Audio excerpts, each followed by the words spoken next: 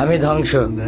এই জীবনে যতটুকু দুঃখ আমি পেয়েছি, সত্যি বলছি, তার এক বিন্দু পরিমাণও বহন করার শক্তি আমার ছিল না। কখনো চাইলেই কাঁদতে পারিনি, কখনো কারো কাঁধে মাথা রেখে বলতে পারিনি আমি ভালো নেই।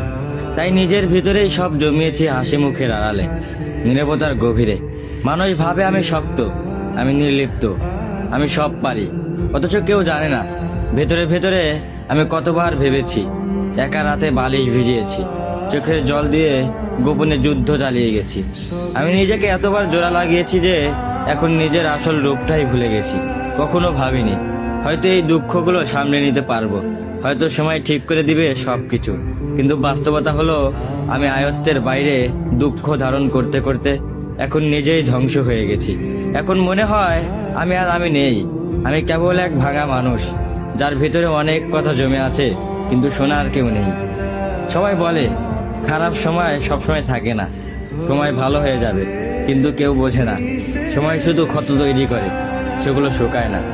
আমি এখন কেবল একটু নীরবতা, মুখে হাসি, চোখে অন্ধকার আর মনে একরাশ দুঃখের বোঝা নিয়ে প্রতিদিন বেঁচে থাকার অভিনয় করে যাই।